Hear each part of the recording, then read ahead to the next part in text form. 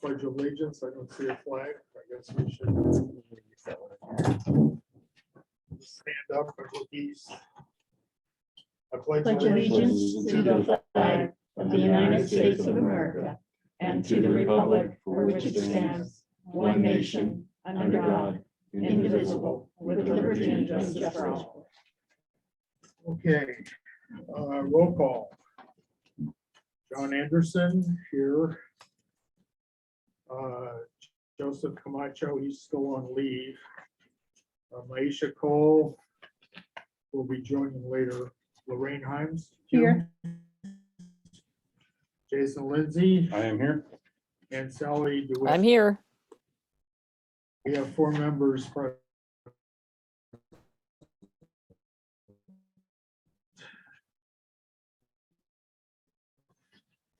Agenda, are there any comments? If not, any public comments? Anybody want to? Don raised his hand.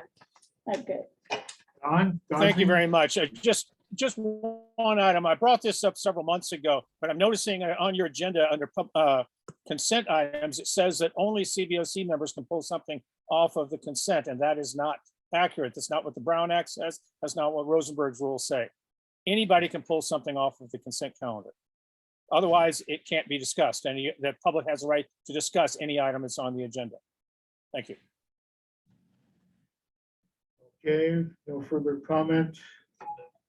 We'll get into the staff reports. Yes. All right, Ellen will be presenting tonight. All right, good evening, everyone. Good evening. Here we go. So we have our standard project status update. So in planning, we have the district-wide HVAC study as well as the site-specific master plans for Kennedy and Richmond. We have a special slide for Kennedy and Richmond tonight, so I'll cover those in a minute. For design, we have Cameron School, which is critical needs projects, and the adding of air conditioning and mechanical ventilation, as well as replacing the heating. Both Cameron and Collins are basically the same scope and on the same timeline. We're anticipating submitting to DSA in December.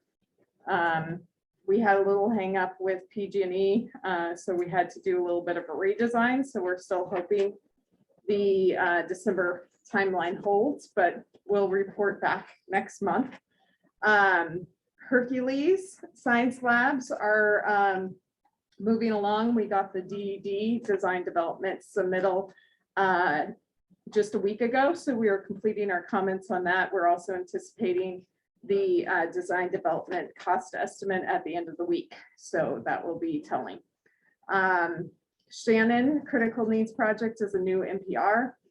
It is in schematic design. Riverside site improvements. So this is different than the soil stabilization project that's in construction. Part of what happened during the stabilization is we've moved the outdoor dining area to what was the kindergarten playground, but it wasn't very large and it didn't have some of the amenities that the site was looking for. So we're actually switching sides where the kindergarten is going to live. And next month, because it's the end of the year, we're actually going to bring a wrap-up summary of all of our design projects. So you'll be able to see the pictures and things of where we are in the design process. So you'll be able to see what this looks like better next month. Korematsu fall protection, I actually have like an announcement sort of. We have a meeting scheduled with the DSA on Wednesday. So hopefully we have all their comments and we will come out of that process. Procurement E-rate year 24 is still waiting on funding approval.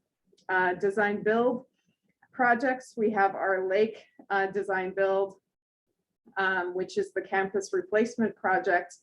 It is anticipating DDs being submitted right before Thanksgiving. So our design development drawings will be coming in then for review. And we already have a page turn scheduled for December 3rd to look through those plans, not only with the facilities department, but with all of maintenance and technology and grounds, and the whole group will be going through the drawings come that day.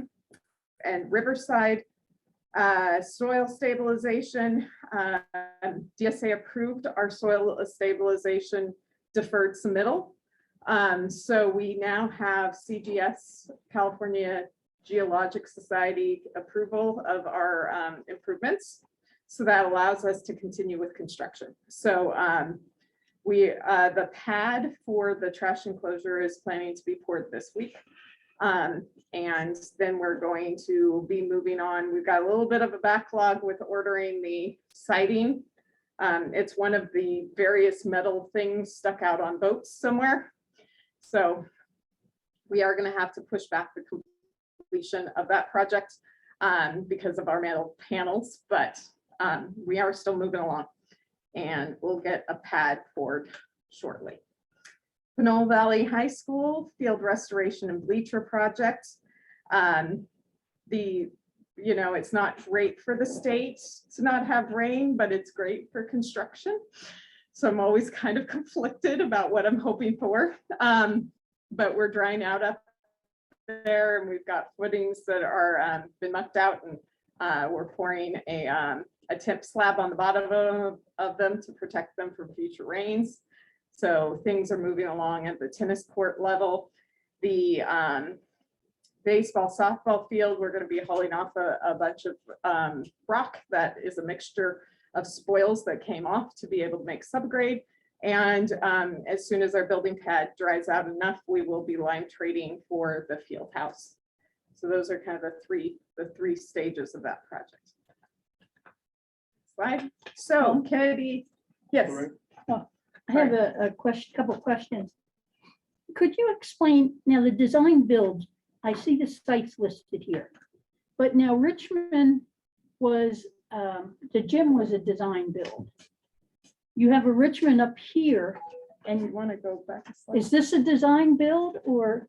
No, so that's just a master planning project. So we aren't to the architectural drawings. We're not to construction drawings.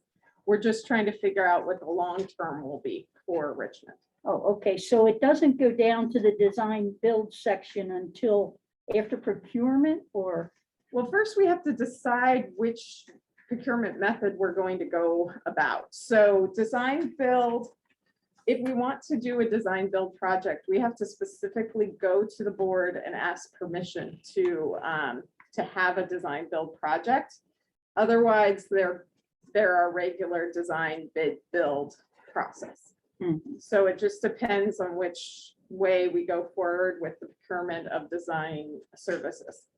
But right now, when we're at the master planning level, we're not even, what's going to end up happening is we're going to end up with an overall plan for Richmond and for Kennedy for that matter. And then first we've got to go to the board and get budget approval and all of that, right? And so then once we get a budget approval, we'll have the idea of what our first architectural project will be.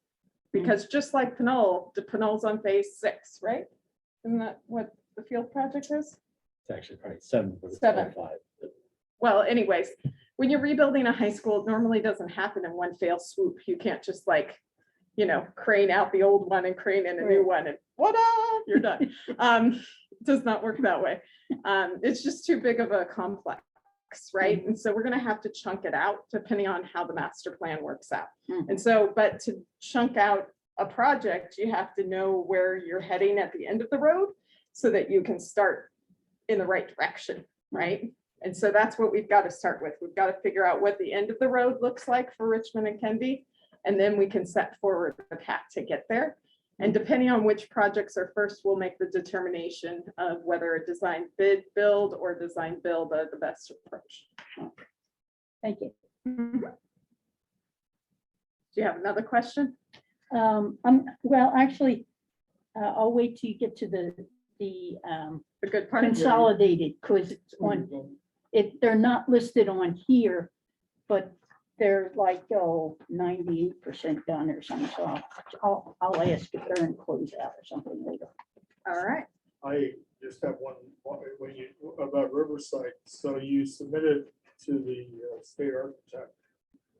But then he deferred to the geological, California Geological Survey staff for that. Right, so what ended up happening is we had a deferred submittal. So they gave us permission to move forward with the construction project, but once we were complete with that portion of the project, they needed us to go back and prove that all of the things we said we were going to do, we actually did.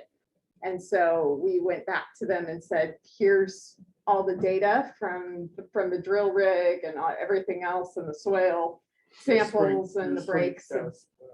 Yeah, and so we sent all that back to them under a report brought together by the Oversight geologic. Yes, and then which was Alan Kropp, and then they approved that. But until we got the deferred submittal approved, they weren't going to allow us to continue doing construction. So A little bit more complicated. it seems that that's the way we go. Every time you think you got it, it's like, oh no, it's a little bit more complicated here. Here we go. We get it done. So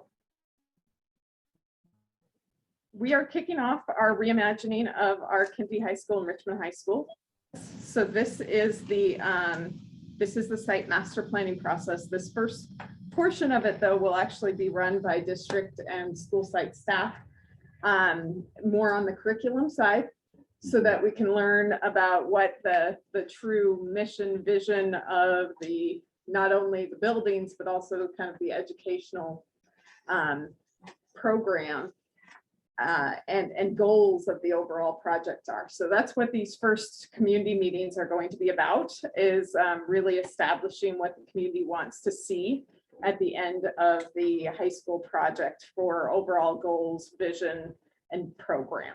So that's what's going to happen this week. So on Tuesday night from 6:30 to 8:30, we're at Richmond High. On Thursday night from 6:30 to 8:30, we'll be at Kennedy. It is an in-person meeting. They will be videotapes. And so if people can't attend in person, they can watch the videotape and give feedback through an online kind of survey. But they are planned to be an in-person meeting.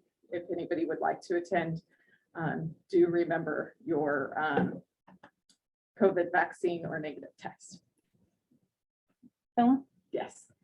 Lorraine over here. When you're doing your new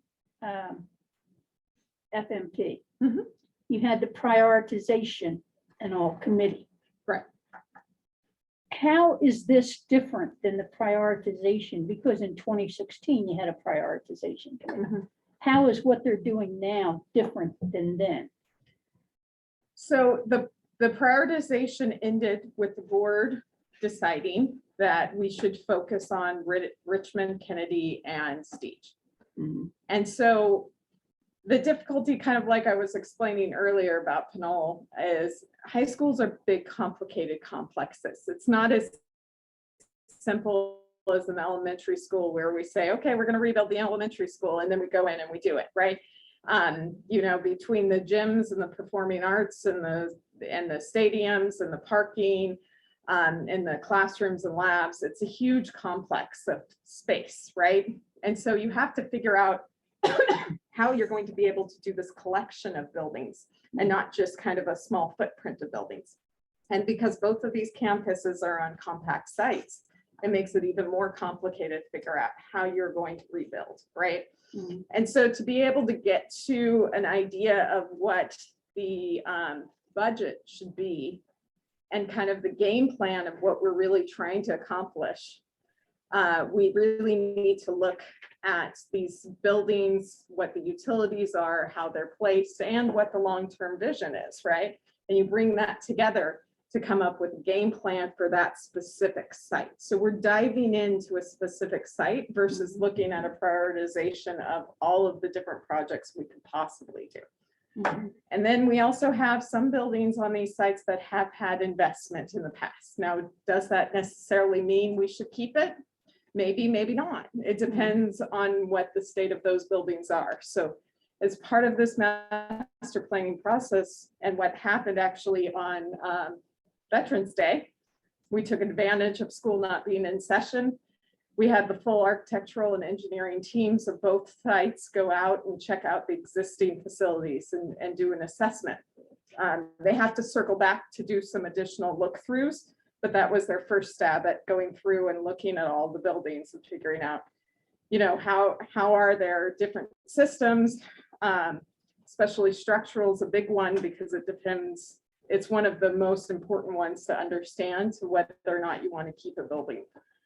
So they're going through and trying to figure out what exactly we have on site.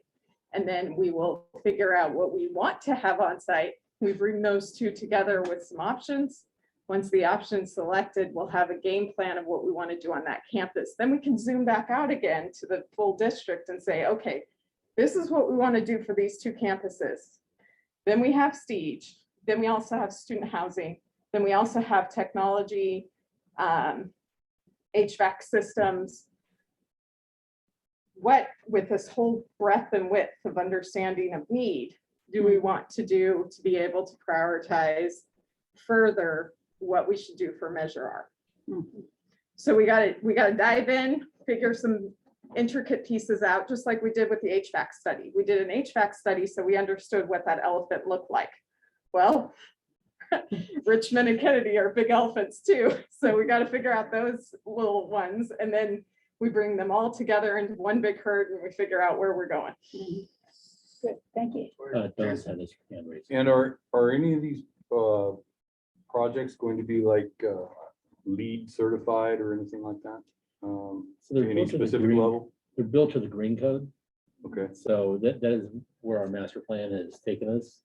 So we haven't pushed, if we were gonna do, we would do what's called CHIPS, which is equivalent to LEED okay. in the school industry. But the code has gotten so stringent that it aligns pretty well with those type of certifications. You CHIPS. almost, if you follow the green code, you almost achieved LEED silver without having to go through the accreditation process. Okay. It's pretty close. So Ellen, what you're saying is basically with these two and the others you're looking at, you're really trying to get your arms around what needs to be done with each of them to get a ballpark number, and then kind of go back into your prioritization and decide with the board how you're gonna. Right, I think Tackle. the board led us to saying Kennedy and Richmond and Stige are top schools. But then beyond the rebuild projects, we have these other district-wide needs. So we got to blend those back in and see if they land, where they land, what the scale and scope of those are as well. And the answer might be, you know, it's all those three schools and that's all we're doing with Measure R. It might be that we're doing some of the district-wide programs too. You know, we don't know. And we're not the final call on that, but until the board knows what the full plan could look like or needs, right? It's hard to make a determination of what pieces you're going to dedicate Off the money top of to. your head, what's Canola gonna end up costing when you're all done? Well, our current Probably budget on right. her It's financial in our reports. report here. So if you look at that, That's kind of, I'm just looking at that in terms of what these two might cost you. Yeah, I mean, the total budget on the report is, I think, 219. Yeah, something in there. So, but it is a different animal as far as not, like, it's a different time period. It also had a lot of field stabilization that needed to go on Yeah, with it. right, And right, so there's, That part of it, but in terms of, I would imagine that the buildings themselves are gonna be somewhat similar. Okay, so Don also has his hand up. yes. Don, do you want to go ahead? Oh, yes, I did. I did just want to blurt out. I sound like a broken record again, but if we're going to be putting out notifications for the community involvement, it would help to actually go out to the community.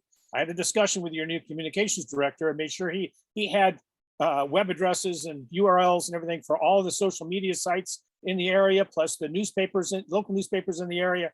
And district did nothing to promote this to any of those. Now, Helen Burks did put it out there, but she's not the district. She is just the AP at Kennedy High School.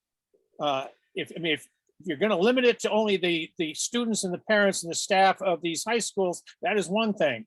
But if that's going to be the case, then ask them to pony up the tax dollars. If you're going to ask the community to measure for our funds, you need to go out to the entire community and ask them, how do you want this money spent? And I would hope that the Bond Oversight Committee would be saying the same thing. When are you going to go out to the public itself to get their thoughts on spending this kind of money? Because this is an awful lot. And just to touch on something that John just said, this is not, another one of these schools is expected to be a total rebuild. So far, the district has spent about $65 million on these two schools. So we're not talking about $220 million to rebuild each one of these schools. At least I sure hope not. Thank you. Helen, is there any attempt to keep the budgets down? Like we remember with Canola, they had the problem about the very expensive tiles and things. So when you have your meetings with these school communities, it's nice to have wants, but it's also to have needs. We only have a finite amount of money. So is any consideration given to that? Well, one, we have our material products and standards, which focuses very much on quality, making sure that we have things that will last long enough, but not necessarily the frills of things that aren't necessary as far as longevity goes, right? And then as far as what we're going to do with these campuses, the direction to the architects was to bring forward 3 different options that have different scales of rebuild. So they will be coming back with one that's mostly a full rebuild. Like at Richmond, of course, we won't tear down the gym we just built, but basically a full rebuild, right?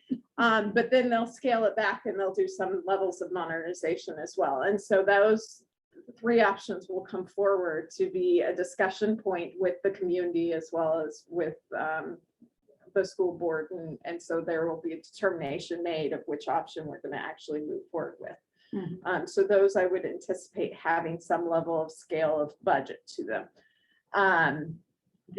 As far as like the details of interior finishes and those kind of things, we're really not to that level of decision making. So at this point in time, we're really just trying to figure out which buildings would get rebuilt, which buildings would be modernized, and kind of the general placement of what they would be and what the overall goal is for the campus. And so, but as we go through every stage of design, we are always looking to see, what is needed to build a quality 50-year building and what's not needed, right? And so we strive to bring forward value, but not abundance that's not productive, right?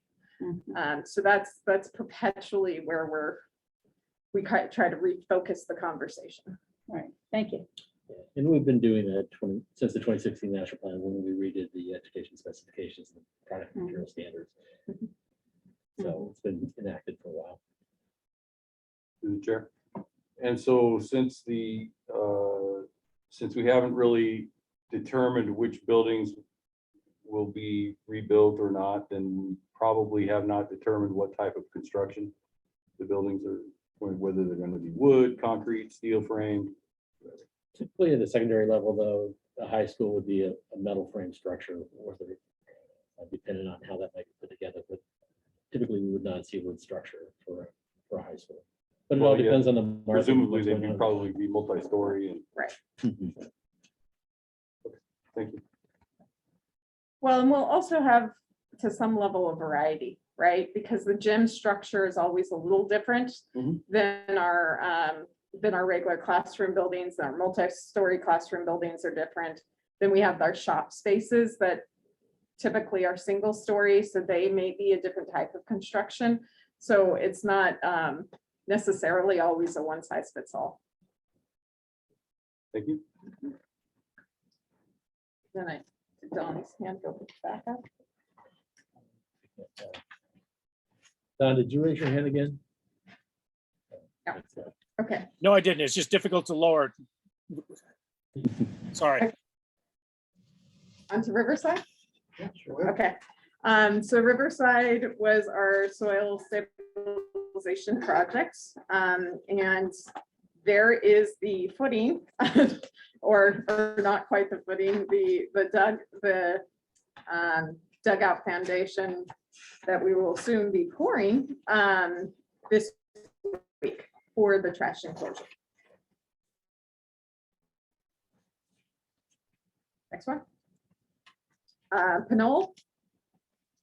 We have been installing sub drains to help with the water off the hillside up at the tennis courts and basketball court area. Next slide. So this again is the basketball tennis court area. We went down to subgrade, which is the before picture you see on the upper left. The sort of now current picture, but remember we're a week behind. So this was like 2 weeks ago, but we had base rock installed to be able to go underneath, and they were putting in utilities. Next slide. The other thing that happened is on the left, you'll see the bleacher pad. So after we cut the bleachers off, this was what was left. With the AC and concrete paving on the upper right, you are able to see the concrete coming out, and then we were left with dirt. And so that's where it is right now. Next slide. And that's around the football field. So this is our construction newsletter for Canal, as well as our status report for both projects. I have a question. Yes. Trying to get to it. When the Riverside Elementary School Critical Needs Project Report. On the right-hand side under contract summary, you have listed district contingency and project contingency. What are they? What's the difference? So on Riverside, since it's a design build process, what ends up happening is that you build into the contract contingencies, because remember, we hired the design build entity before we had full-fledged drawings, right? And so when you go through and develop drawings, you always end up discovering things that you didn't know. And then there's also in construction an opportunity to discover things you didn't know. And then you also have agency review, which their interpretation of code sometimes is more stringent than you would have initially anticipated. So there's several opportunities for additional costs to be incurred. So as part of a design build process, you establish contingencies so that you can account for those unknowns that you have because you're hiring your contractor so early in the process.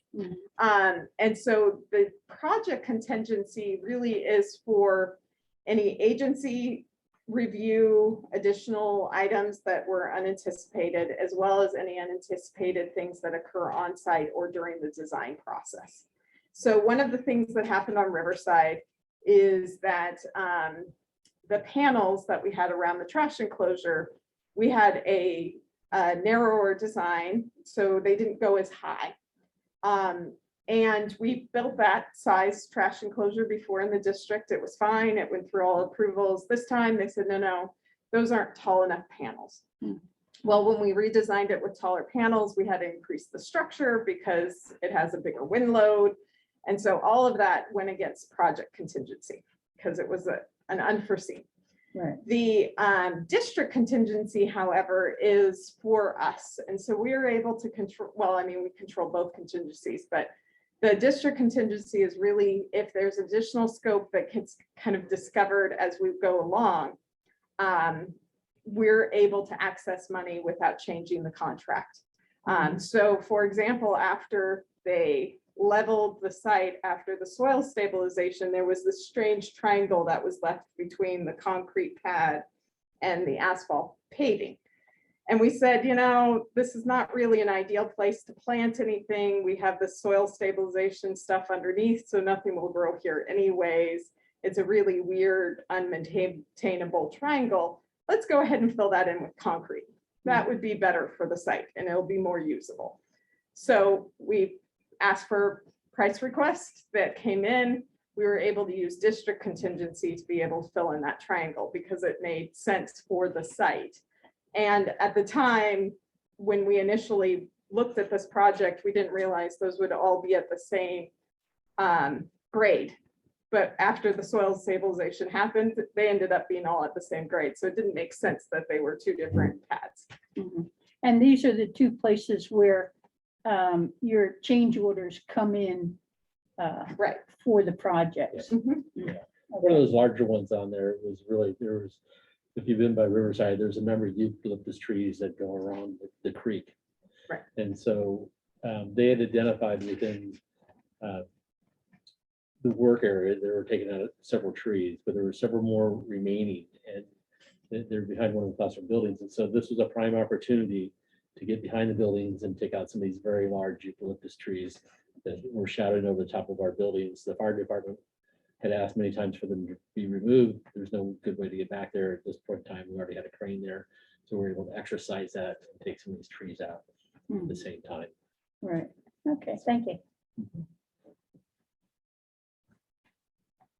No further questions? Okay. Before we go on, I think Maisha joined us.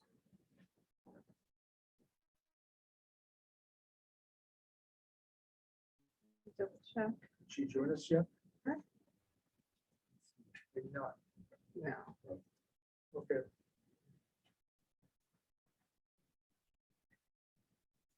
Would you Okay. let us know when Maisha joins? Sure. So, because Jason has to leave. Will do. Well, good afternoon, everyone, evening. I think there was some great conversation during the project status report, and so I'd like to really focus the review of the financial reports around that conversation. And so we have our customary monthly suite of financial reports, the first one being the program-wide look. So I'm actually going to go to the page that has some of the projects we were specifically talking about on it. So you can see here, one of the questions that came up was, what was the budget for Canola Valley High School? So the board approved budget for Canola Valley High School is 216 million. And then you can see that, as Ellen was describing, there are various phases associated with the project. Hillside stabilization, detention basin and paving. The current phase that we're in now, that's in construction, is right here. That is the field site work in the field house phase. So you can see not only the overall site board approved budget, but you can see specifically for this phase, it's budgeted at about 19 million. And then you can see where we are in the progress.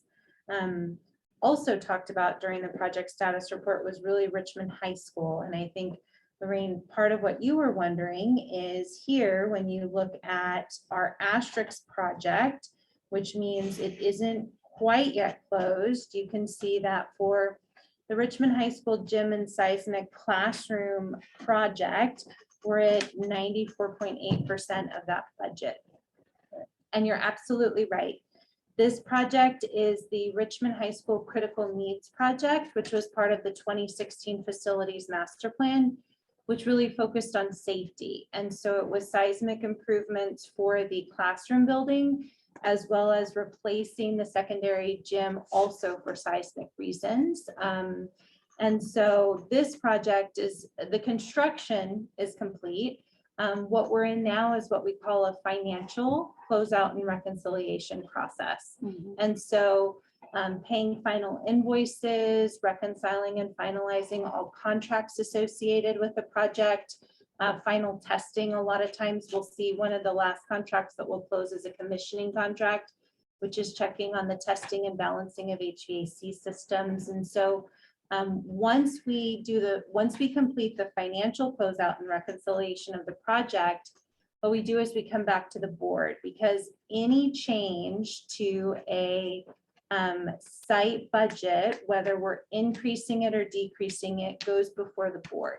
And so the board ultimately would approve that increase or decrease. And so we have to stick within the board approved budget. And so what you see here for Richmond High School, this is the critical needs. And while the construction's done, we are still in the financial reconciliation and close it up of that project. And we actually got the last bit of weight equipment Oh, good. that was again stuck out on a boat somewhere. And so it finally came in after months of trying to track that stuff down. So we're very excited because that's one of those contracts that Close out. Melissa gets to close out now, because we got the delivery. It came in as well on Veterans Day. So if it's not on the project status update, and I look on here and it's around 90%, I could assume that it is now in closeout. Absolutely. Okay. Yes, that is correct.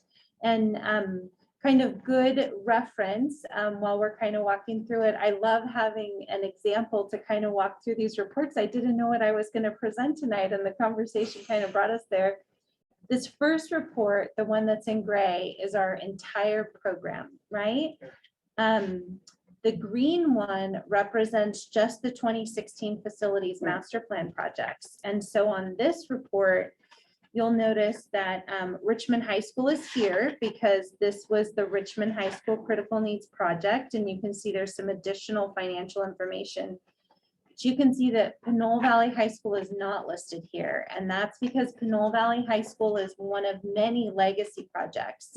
So our legacy projects that have been bond funded, but were essentially started and moved forward before the 2016 facilities master plan are in the overall report, which is in gray. And then here in green is similar. So it's the same financial information, but it's essentially just a pullout of the critical needs projects.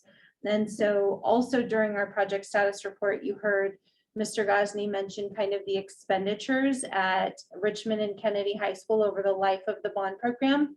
Also information that came from the financial report that's in gray. So did you have any other follow-up questions No, associated with that it? was essentially it. Okay, terrific. So also in our suite of monthly financial reports, we do have report 13.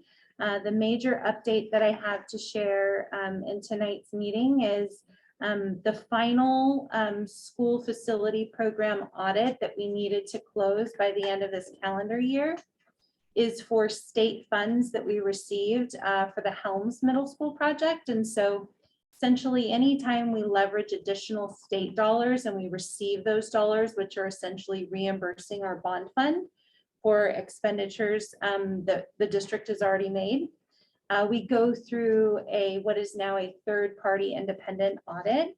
And so we're in the final stages of that audit with Christy White. They signed off the last item for Helms. And so we'll expect to complete that audit again successfully, which the good news means we get to keep the money.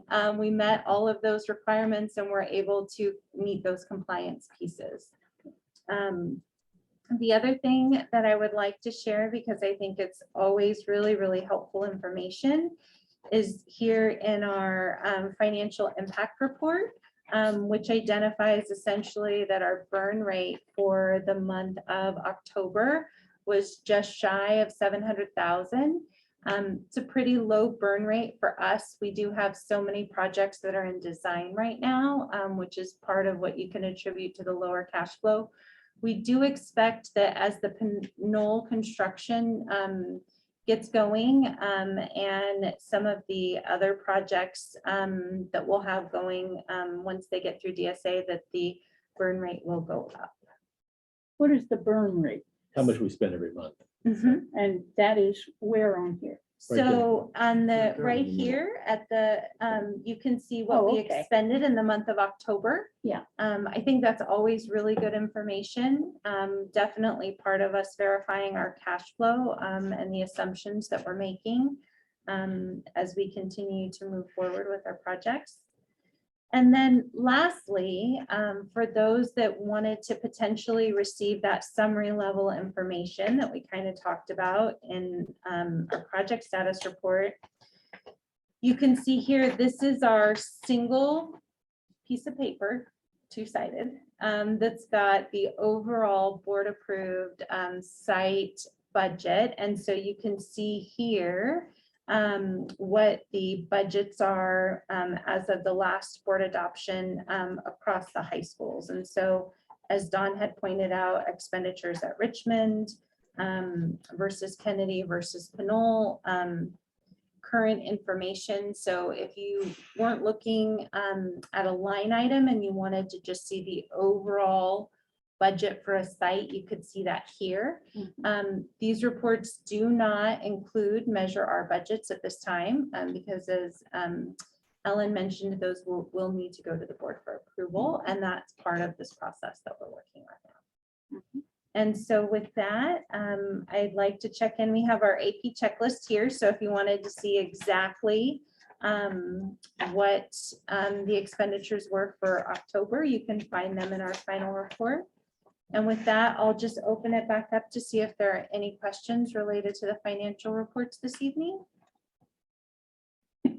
Lorraine here, I have one.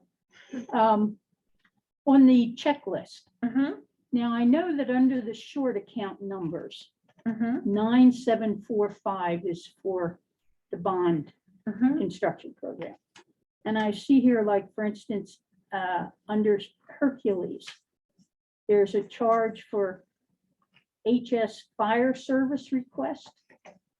What was that? Did they have a Yes. fire there? Or So if you look here on the left-hand side, that was the fees that were paid to East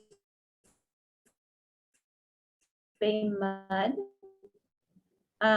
for the Hercules. Fire flow. So we have to test our fire flow every time we build a new building, because that helps us calculate how to set up our fire sprinkler systems.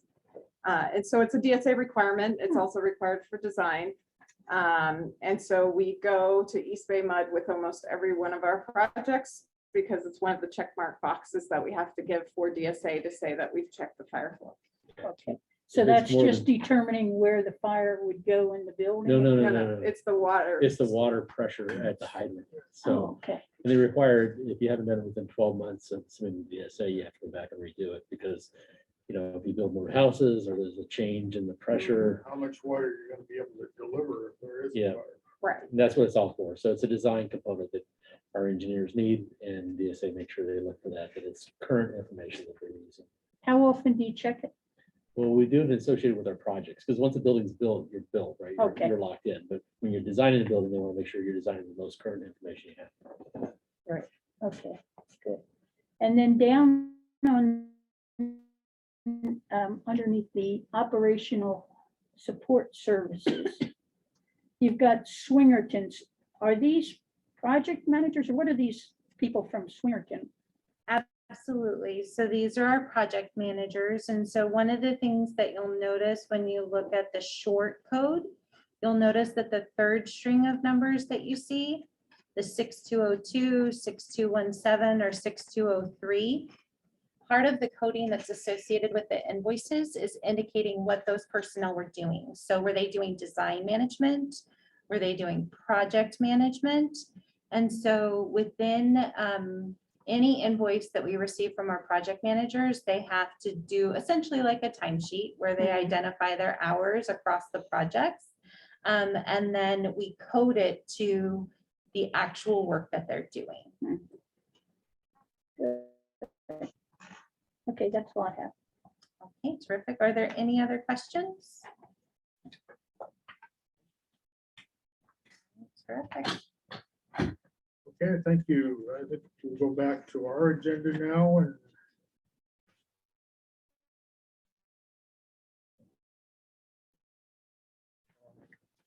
Starting the discussion, an annual report. Oh, the next thing I have is this November. Okay. Let's see, I have different. Just looking in the.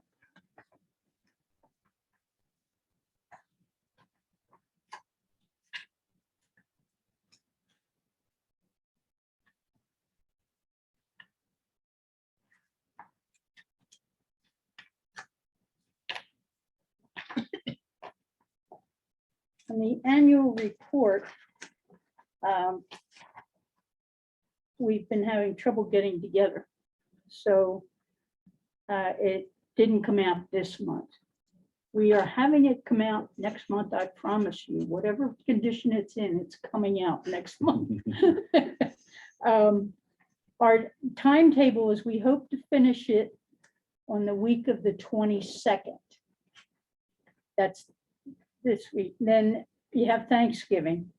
So we'll format it and get it out the week after Thanksgiving. And then we'll vote on it on December 13th. We got a real good evaluation from staff. They went through it and gave us suggestions, and we got that today. So we're going to go over that. Have to do a little bit more work on the executive summary and the financial. We just got some information on that too, I believe, in this packet that we got today. So we're almost there. And we're definitely going to be there next month, I promise you. So we'll have it for probably about 2 weeks before the meeting. Yeah. Around the Yeah, first- we have to format it after we get, you've got that Yeah. week of Thanksgiving, and that's gonna Yeah, cut out pretty much. And then, we'll have so the members of the committee will have it about 2 weeks prior to the meeting. Yeah, So plenty of time to review. right. And we'll deal with the vote. And I'll send an email with it on the highlights. In other words, if we disagree, in one case, we disagree with what the performance auditor said, or we want to add to it. I'll put that there so you can check those over. So you don't just have to read over all the history and things like that. So Sally has her hand up whenever.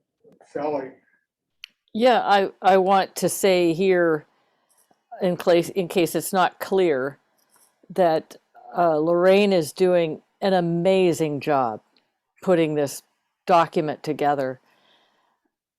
I was either on the annual report committee or chaired the annual report committee for the last 5 years.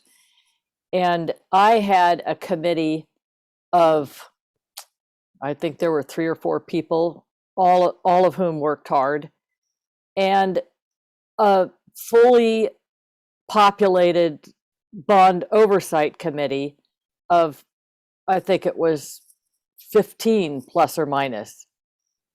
And we have a greatly reduced number of members on this bond oversight committee, which makes the preparation of the annual report, which is probably the #1 most important thing that the bond oversight committee does, extremely difficult. I cannot overemphasize that. And Lorraine is lifting some very heavy weights here, if she hasn't made it clear. So she deserves a lot of credit for this. And what you might want to think about is that bond oversight committees in the future for this district will have these annual reports to look back on to see what happened, what led up to the future years. And it's going to be part of people's training to see what happened. Just like when I came in or others came in, we looked back at the annual reports. Well, this year, putting this report together this year could have been an utter disaster, so that it wasn't even a report, which would have left it unknown what actually happened in 2020, what was important in 2020, what led from 2019 into 2021, and things like that. These are very, very important reports, and that we have one for 2020 is almost entirely due to Lorraine. So she is going to deserve a lot of credit. And if this Bond Oversight Committee membership is not taken seriously by the board of directors, and if new members are not added to the Bond Oversight Committee, then such things as an authentic, bona fide, well-researched annual report simply will not be possible. We are volunteers. We don't get paid. We do this in our spare time. And these annual reports are important. That's all I can say about that. Thank you, Lorraine. The final section of the thing on the annual report is that we have been talking year, we go by calendar year for the annual report. And district does all its paperwork on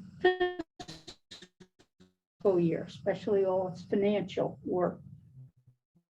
And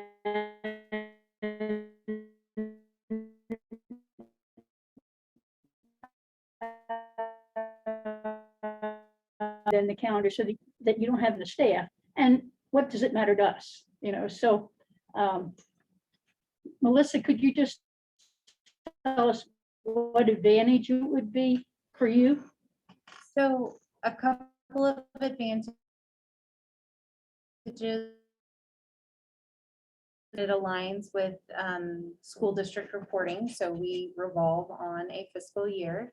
By statute, the performance and the bond performance and financial audit are both completed March 31st. So that information would be available within that fiscal year period.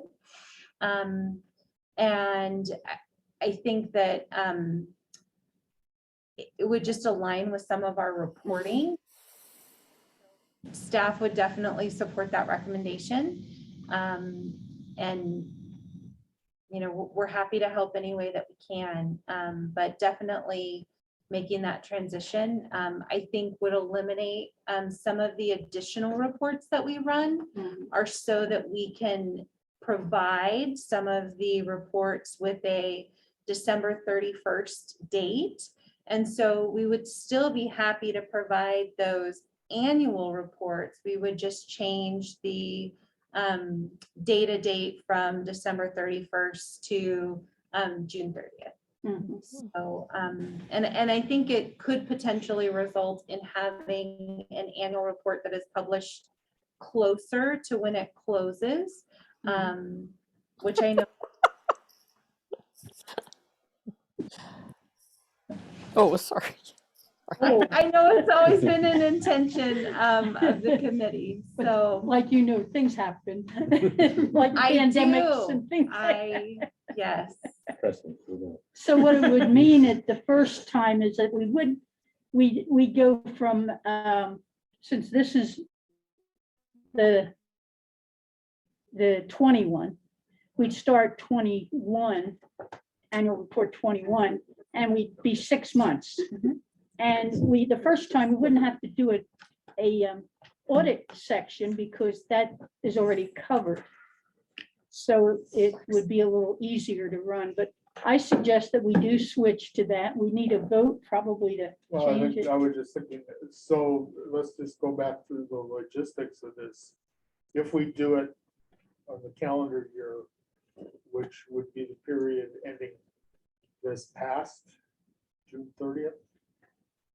At the end of the calendar year. I mean, the fiscal year? Yeah, fiscal year, I'm sorry. We do it Yeah. on the fiscal year. Mhm.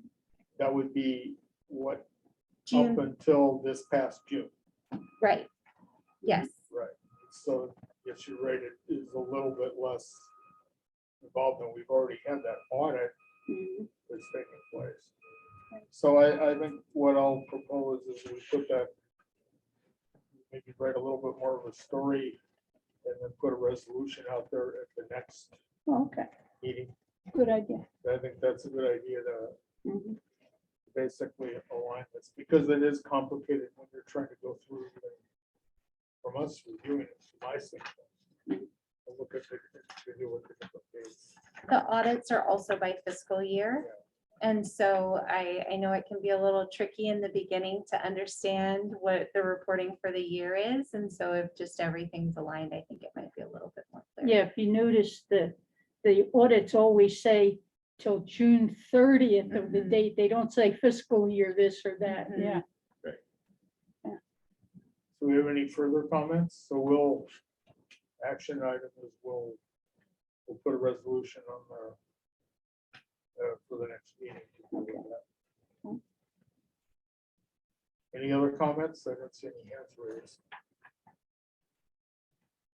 Okay, then Lorraine, another one, you were gonna give a kind of a critique of the CABOC virtual conference that Yes. a number of people attended, and then you and I've talked about maybe some things we want to consider for next year. Go ahead into the first year in terms of training. Okay. As far as the, in October 16th, the California Association of Bond Oversight Committees had its first annual statewide conference. And they invited the statewide districts, CBOC members, their staff, if they'd like to come.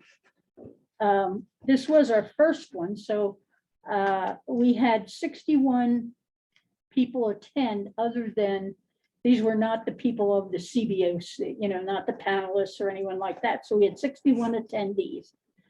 The evaluations were mostly good. We had they tried to get evaluations from the attendees.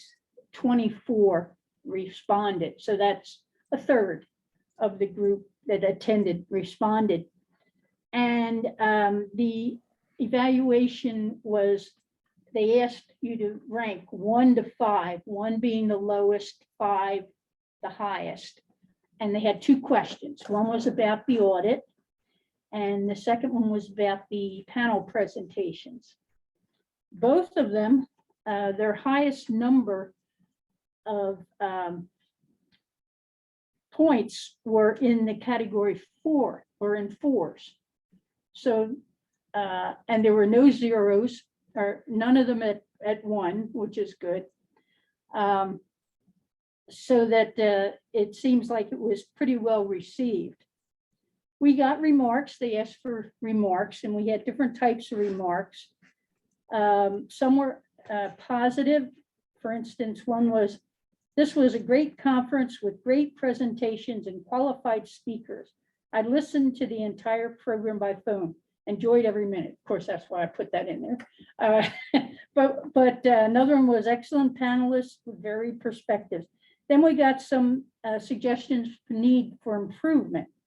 And as far as content was, show examples of good performance audits that were done and good financial statements. Also, they suggested you divide future programs into basic issues and primer and advanced. This gentleman had been in the CBOC for a while, so he found that there was some was very specific and then some was very general. And one of the people that attended for the first time, they felt a little overwhelmed by it, but they're going to look at the material we hand out. Another one was for the technical suggestions, like switching to a new presenter. When you on Zoom, when you go to a presenter, you really can't tell who they are. So they suggested getting some mechanism where you could either Now, the person, the group, the person who owns the computer sets what preference they want, speaker or view. But they thought there might be some way to highlight who is the speaker on our end.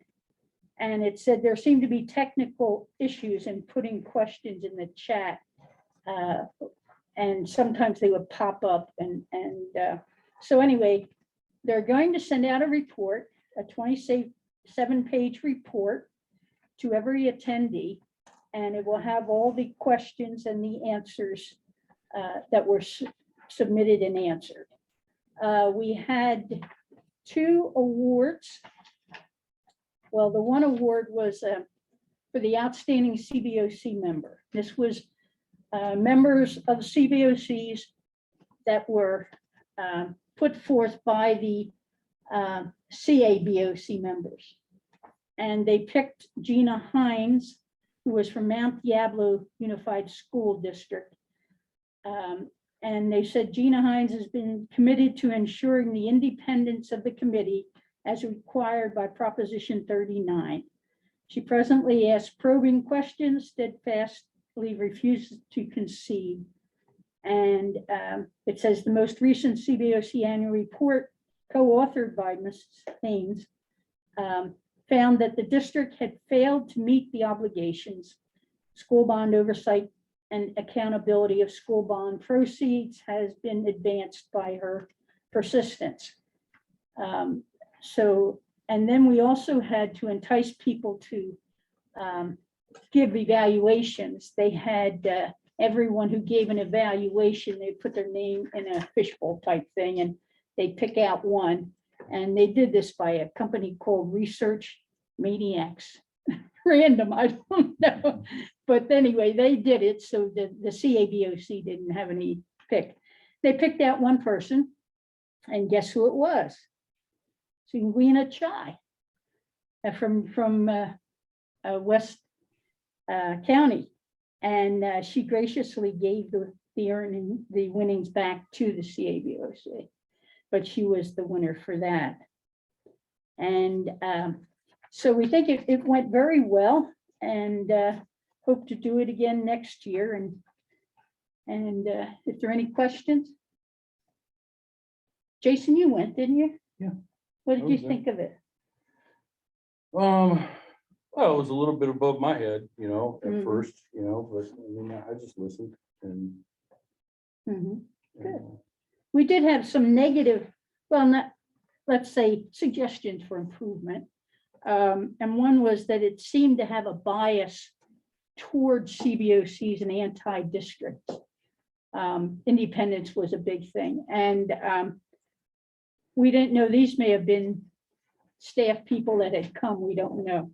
But they just felt that in some of the matters, there was bias against the school board. And one suggestion, I think, was, let's see. Oh, I did not find the discussion very balanced. And they suggested that we put in examples of districts that are doing it correctly. And that sort of attitude they felt. But you got to remember that all these people are CBOC, a lot of them are CBOC members. And so it's going to come more from their point of view than the other. But that's something to work on, that we can work on next time. Well, I'd also like to point out that the person that they chose is the highlight, they're the award winner, Yeah. right? Was awarded that or chosen for that because of their stance on independence and their Yeah. fierce, never back down attitude and Mhm. and we have Don Yeah, like that too. So it seems like that's a common thread amongst Mhm. all these committees is the fight for independence and the fight to, to not be controlled by the board. yeah. Well, it's always been a conflict between being oversight or being advisory, Mhm. and the CBOC says oversight, district says advisory, whatever, so you've always got that conflict going. Going into training for next year on the same thing for us, I think that one of the things in line with what Jason said is that there needs to be probably a brief program for new CBOC members. We were particularly turning to Melissa to look at, an overview of what the financial statement or the statements that you give me, so that they can pick them up a little bit faster, I would say. So Yeah. one of the things that we're working on, which came out of this committee, is we're working on a financial reports page on the website that's going to be dedicated to the suite of reports. And so you'll go to a page that'll identify the financial reports, and it'll have the little snippet out of the bond program management plan, which kind of just gives you like a highlight. If you're Mhm. looking for this information, this is the right report. And when you click on that, you're going to go to a separate page that's dedicated to that report. And so you'll be able to see the most current report as well as the historical reports. And then, as recommended by Ms. Humes, I'm going to report a real kind of short video walking through the highlights of the report, right? What is the asterisk? What is the order? What are the different pieces of information? What is the time period? So at any point, if that's a report that somebody wants to access independently, they can find the most current as well as the historical reports, and then they can have kind of that little instructional video on kind of how to read the report to get the information that they'd be looking for. And so, I think there are so many great things that have come out of this committee and just kind of really come out of listening and better understanding kind of what would be helpful, so that we can put that together. I mean, the suite of reports that we have came out of us working together. And so we're working on it. We were hoping to have it done for December, so we'll see. But these are some of the pieces. And then I think maybe referencing one of the comments that was made, those I think can be some of the potential examples that somebody who's really trying to kind of grasp all of the different pieces of a program. I mean, we're one of the largest programs in the state, more than 2 decades into our program. And so there's a lot of history and a lot of information in our program. But some of those themes and key points, I think, remain the same, no matter what the size, breadth, or longevity of a program is. And we wouldn't be pursuing these kinds of things if we hadn't received that feedback from this committee. And so that's probably, if I was giving a comment, what I noticed from participating in the Cboc as an attendee was just kind of creating a resource, right? People that want more information and want to really kind of understand all of the different pieces that are associated with the program, because it is extremely overwhelming and it is a ton of information. I think there are a lot of perspectives and different viewpoints of expertise that can really lend themselves to, just continuing to improve the administration and management of programs. And then the other one, which is ongoing, is Brown Act training. And I don't remember whether we discussed this before, probably have, but does the district have a video or something that they give to like the members of the school board when they come on board? I think it's more attending a training. Okay. Yeah, It's they like- hire somebody, don't they, when they go away, and they give the Okay. training. Right. I Yeah. know on public access, there's this fantastic video that is dated, but I've watched it a couple of times that I think was a county video where someone was presenting on the Brown Act and kind of in this new COVID world where we've learned that you can record a training and then make that an available resource so that people have that information and they don't have to be that single attendee at that single moment to have access to that information.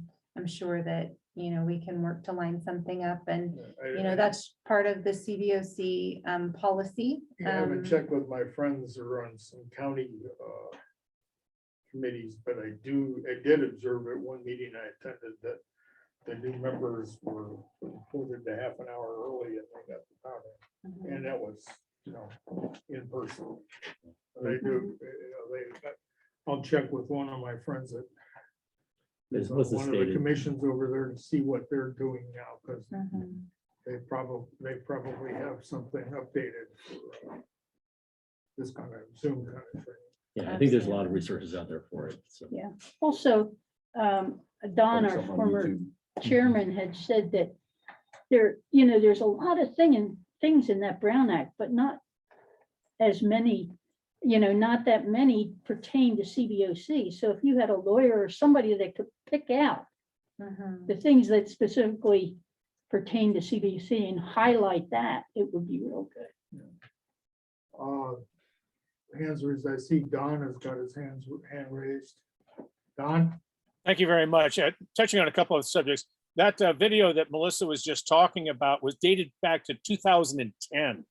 And it was presented by the attorney from the district attorney's office that was in charge of prosecuting Brown Act violations. That will give you a clear indication of just how dated it is, because you know the district attorney doesn't have the funds for to deal with Brown Act violations anymore. But the district, our school district, I mean, one of their attorney firms, so Casio Smith, gives the boards their training every year on that. It's required. When I think a couple of years ago, I got a hold of one of their booklets and provided it and sent it out to all the CBOC members. I mean, I could come up with that again without any difficulty at all to share with this limited group. That's not very hard. What I found was strange was that the books that the attorneys brought to the retreat were set out on the table for the public to get a copy. And I asked for a digital copy of it. And they came back and said, well, no, this is proprietary information. We can't share this with the public. I say, you brought it to a public meeting. You set it on a table for the public. I don't think you quite understand what the Brown Act means when you make something public. You can't then come back and say it's proprietary information. But I finally got them to agree to allow me to send out the small booklet to the CBOC members, as long as they didn't share it with the public. Yeah, kind of hard to figure out on that.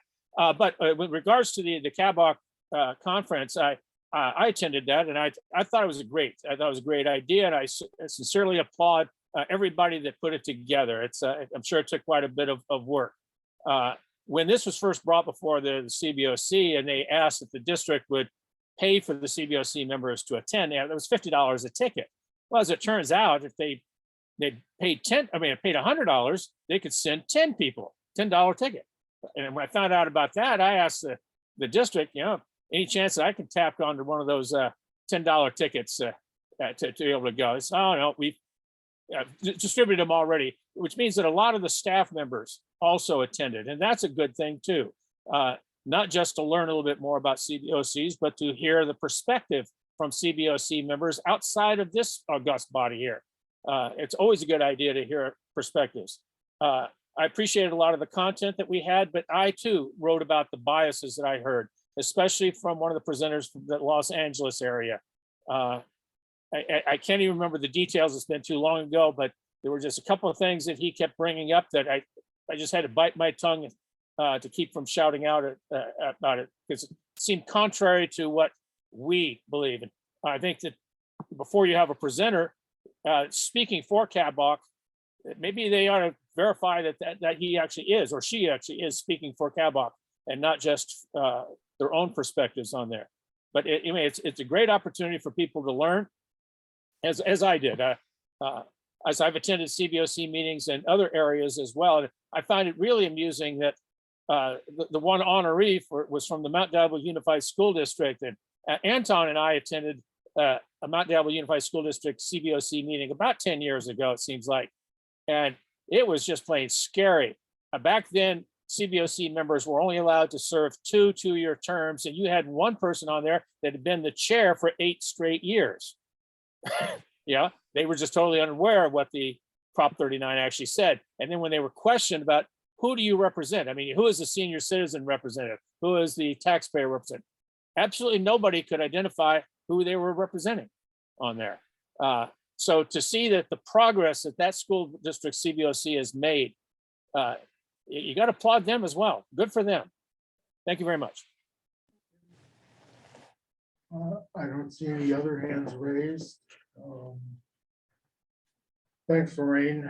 With that, we'll go on to an update on the ad hoc committee relative to the revision of board policy. Louis and Melissa, Sally and I met back in around the 20th of October, somewhere in there. And then we had another meeting we were going to schedule for a week later, but in staff illnesses, and then you had the big rainstorm to deal with. So we're finally getting back together tomorrow. What I've attached for the committee's information are the references that we're using in working on this board policy. Sally, do you have any comments? I guess not. No, I'll make it short. I think that the most important thing to note in this meeting are the reference materials, the reference documents. Melissa has put together a terrific tool for us to use. It's a spreadsheet. This is one of the sheets in the spreadsheet, and it'll be a document that we can all go back to and see what exactly was the source of the, I guess I'll call it the recommendation, primarily the recommendation for making the change in the board policy. That's what we're focused on. And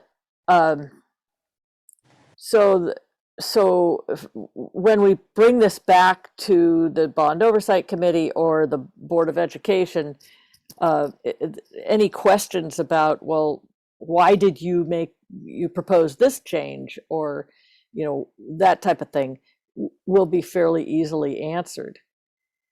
So I do want to point a couple of things out about this list of reference documents, and it includes such things as the Contra Costa Grand Jury report from, what was that, 2015, I think it was. It doesn't say it right here, but yeah, it does, and the date, sorry, 2015. And then a couple of board policy revisions that have been recommended or put forward at various times. The Little Hoover Commission report, one of them, there's actually two, but I think this is the most pertinent one. Forensic accounting investigation, let's see, and then the Nixon Peabody memo that looked at one of the two board policy revisions that had been proposed back in 2019. And on down the list, the CBOC resolutions, the two of them earlier this year, which spoke to the most recent board policy revision. And then, of course, there would be the legal references, the ed code sections, the California Constitution, and then down at the bottom, number 15, you'll see a draft MOU between WCCUSD and CBOC. I think that's important. I want to say, I have a comment about that. And see, program effectiveness audit. I'm sorry, I can't immediately remember exactly what that was. But anyway, and then the bottom one is the full text of Measure R. So just on the full text of Measure R, I'll say that we've been discussing something about independence here and that type of language. And that type of language is in Measure R, in addition to being in the Constitution and in the Ed Code sections. So part of what we're doing is defining, and we haven't quite gotten there because we've only had one meeting, but presumably we'll get to it soon, maybe tomorrow. You know, what exactly does independent look like? What does it mean? That's an important question in this context because, among other things, it's been promised in laws and it's been promised in bond measures. So we can't just gloss over that. This committee is supposed to be independent, supposed to feel like it's independent, but at the minimum. And now I'm going to come back to item number 15 on this list, the draft MOU between WCCUSD and Cboc. What the heck is this? The MOU is a memorandum of understanding, and that is actually based on a recommendation made by Cboc, C-A-B-O-C, the one that that Lorraine was talking about that had the annual conference, as a best practice, an MOU as a best practice. So apparently it was done down in the LA Unified School District. There was a bond oversight committee in operation when Prop 39, I think, was passed. I may have the timeline incorrect, but the point that I'm making is that there was an existing Cboc, and it wrote an MOU between itself and the Unified School District, LA Unified School District. And it was basically an agreement about how the two of them would operate, how they viewed each other, and it was independent, and then how they would operate. And that is as opposed to what we're doing right now, which is write these policies into the board as board policies. So there's two different things, an MOU or board policy. And we might just take note of the fact that the board policy can be changed. And so where we may, in this whole process, set up an understanding of how the Bond Oversight Committee interfaces with and operates and so forth and establishes the independence of the Bond Oversight Committee, the fact of the matter remains that the board can change its policy when it wants to. So the MOU takes it one step further and says to an existing board, makes an agreement with an existing Cboc and says, this is how we're going to operate.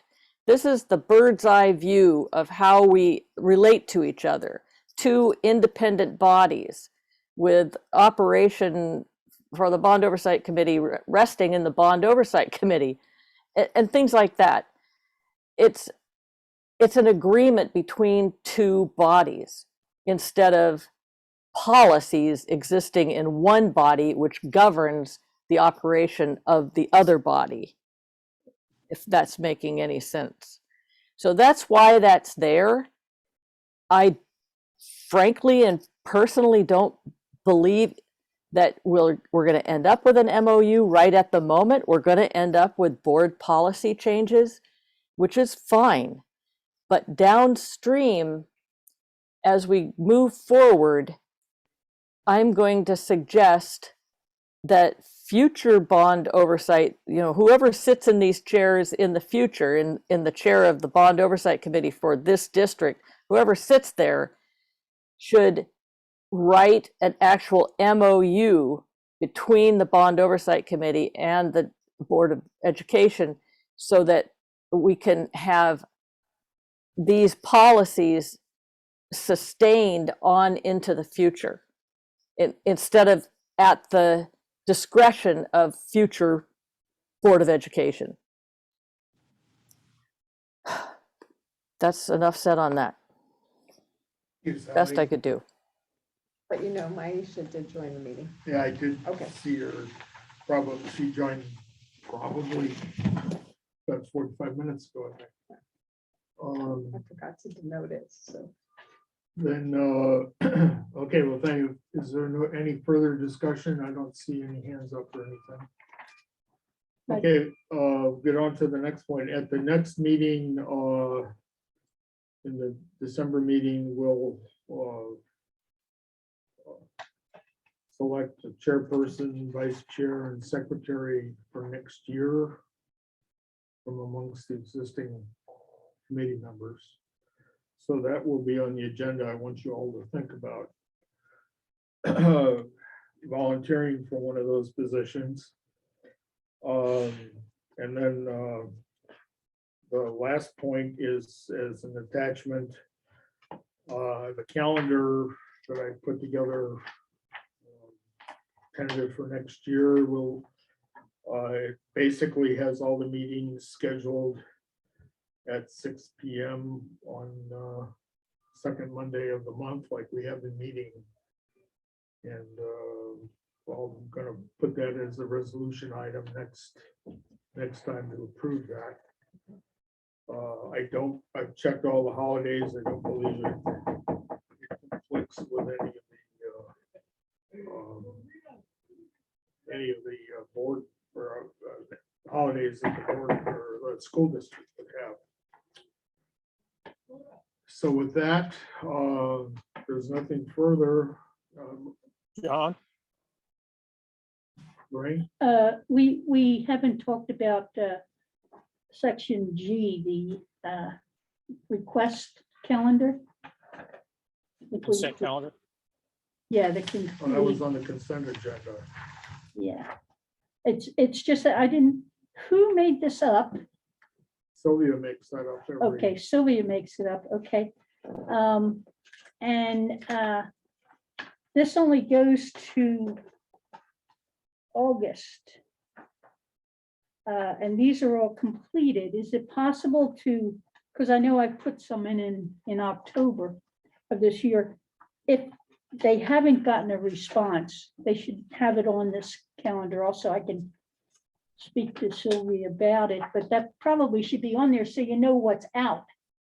And Right. when I make a request, I talked it over with Sylvia, what I do is I ask her to CC me when she forwards it. So I know where it is in the system, you know, so I don't have to think, well, I haven't heard anything. Is it on Sylvia's desk? Is it somewhere else? And that's a good suggestion for anyone who does submit the request to ask for that.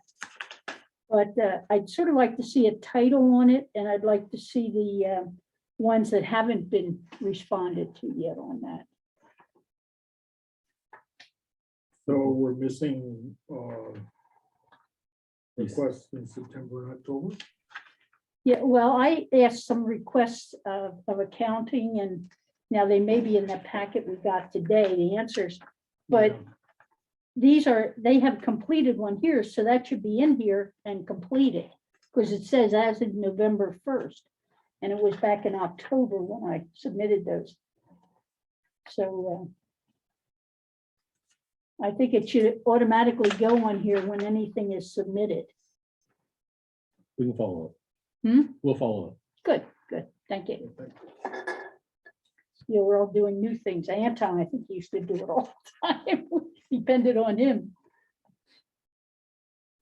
Okay, with that. John? John Dongoski here. Yes, John, even though the consent calendar is usually approved without discussion, you still have to have a motion and a vote to approve the consent calendar. Okay, You just take it as a group.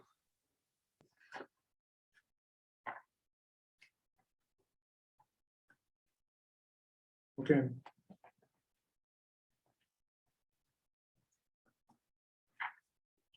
oh, as far as training, I was wondering, I noticed that the FAI report, the 1.5 and the 2 are due out. Supposedly they're to be completed by December 31st of this year. We have a lot of new people. Could we get some training when that report comes out about it and what to look for in it? Okay, appreciate it. All right, well, I'll just move that consent item to next month because we have your records issue. Mhm. Okay, with that. move that we, I should say, we're adjourned by unanimous consent. Our next meeting is December 13th. Same place at 6 p.m. Thank you. Thank you. And just for the record, we did get a chat from Marisha Cole that said at 7:10. So, Okay. but it's on the recording. We're just going to state that. Okay, thank you. Good night, everyone. Good night. Good night.